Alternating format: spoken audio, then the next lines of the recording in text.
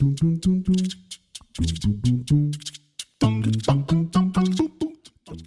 Friends, எல்லாருக்கும் வணக்கம். இன்றைக்கி நம்ம கிச்சனில் ரெஸ்டாரண்ட் ஸ்டைலில் பன்னீர் மசாலா ரொம்பவே சிம்பிளாக எப்படி பண்ணலாங்கிறத பார்க்கலாம்.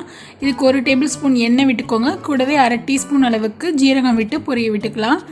கூடவே பார்த்திங்கன்னா ஒரு பட்டை, ஒரு பிரியாணி இலை, 2 ஏலக்காய் சேர்த்து பொரிய விட்டுக்கோங்க. நல்லா பொரியட்டும். இப்போ இதில் 2 மீடியம் சைஸ் பெரிய வெங்காயத்தை கட் பண்ணி வச்சுருக்கிறேன். அதை சேர்த்து வதக்கி விட்டுக்கோங்க. வெங்காயம் நல்லா வதங்கினதுக்கப்புறம் இஞ்சி பூண்டு விழுது 1 டீஸ்பூன் அளவுக்கு சேர்த்துக்கிறேன். சேர்த்துட்டு இஞ்சி பூண்டோட பச்சை வடை போகிற அளவுக்கு வதக்கி விட்டுக்கோங்க. வதக்கி விட்டதுக்கப்புறம் இது கூட 2 தக்காளியை நல்லா அரைச்சி வச்சுருக்கிறேன் மிக்சியில், அதையும் சேர்த்துக்கலாம். தக்காளி எல்லாமே நல்லா வதங்கினதுக்கப்புறம் இது கூட 2 பச்சை மிளகாய் நடுவில் கீறி வச்சுருக்கிறேன், அதை சேர்த்துக்கலாம். சேர்த்துட்டு இப்போ மசாலா பொருள்லாம் சேர்த்துக்கலாம். 1/4 டீஸ்பூன் அளவுக்கு மஞ்சத்தூள் சேர்த்துக்கிறேன். கூடவே 1 டீஸ்பூன் அளவுக்கு மல்லித்தூள், 3/4 டீஸ்பூன் அளவுக்கு மிளகாத்தூள் சேர்த்துக்கிறேன். ஜீரகத்தூள் ஒரு 1/2 டீஸ்பூன் சேர்த்துக்கிறேன். காஷ்மீரி மிளகாத்தூள் ஒரு 1/4 டீஸ்பூன் கலருக்காக. கூடவே தேவையான அளவுக்கு உப்பு சேர்த்துக்கிறேன். சேர்த்துட்டு நல்லா கலந்து விட்டுருங்க. இப்போ இதில் ஒரு 1/4 கப் அளவுக்கு தண்ணி சேர்த்துக்கிறேன். சேர்த்துட்டு நல்லா கிளறி விட்டுருங்க. இப்போ இதை மூடி வச்சு ஒரு 5 நிமிஷம் மீடியம் ஃப்ளேமில் குக் பண்ணிக்கலாம். பாருங்கள், ஒரு 5 நிமிஷம் ஆயிடுச்சு.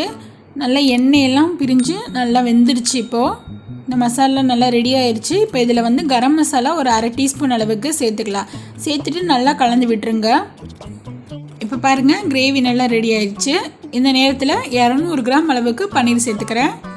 சேர்த்துட்டு நல்லா கலந்து விட்டுருங்க. இப்போ இதில் 1/2 டீஸ்பூன் அளவுக்கு சர்க்கரை சேர்த்துக்கிறேன். விருப்பப்பட்டால் சேர்த்துக்கலாம், இல்லைன்னா ஸ்கிப் பண்ணிடலாம். ரொம்பவே டேஸ்ட்டாக இருக்கும். இப்போது மூடி வச்சு ஒரு 5 நிமிஷம் மீடியம் ஃப்ளேமில் அப்படியே குக் பண்ணி எடுத்துடலாம். இப்போது நல்லா வெந்து அந்த மசாலா எல்லாமே ரெடி ஆயிடுச்சு. இதில் ஃப்ரெஷ் க்ரீம் 1 டேபிள் ஸ்பூன் சேர்த்துக்கலாம். நல்லா க்ரீமியாக நல்லா டேஸ்டியாக இருக்கும். ஃப்ரெஷ் க்ரீம் இல்லைன்னா 6-7 போல் முந்திரியை பாலில் அரைச்சி சேர்த்துக்கலாம். இதில் கடைசியாக கசூரி மேத்தி ஒரு 1/2 டீஸ்பூன், கொஞ்சம் போல் கொத்தமல்லி தழை பொடியாக நறுக்கி சேர்த்துட்டு நல்லா கிளறி விட்டுட்டு ஸ்டவ் ஆஃப் பண்ணிவிட்டு 1 டீஸ்பூன் வெண்ணெய் சேர்த்துக்கோங்க. சேர்த்துட்டு நல்லா கிளறிட்டு இதை ரொட்டி சப்பாத்தி கூடலாம் சர்வ் பண்ணிங்கன்னா ரொம்பவே சூப்பராக இருக்கும். இந்த வீடியோ பிடிச்சிருக்குன்னு நம்புறேன். பிடிச்சிருந்தா லைக் பண்ணுங்கள், ஷேர் பண்ணுங்கள். மறக்காமல் நம்ம சேனலை ஃபஸ்ட் டைம் பார்க்குறீங்கன்னா இப்போ நம்ம சேனலை சப்ஸ்கிரைப் பண்ணிக்கோங்க. தேங்க்யூ.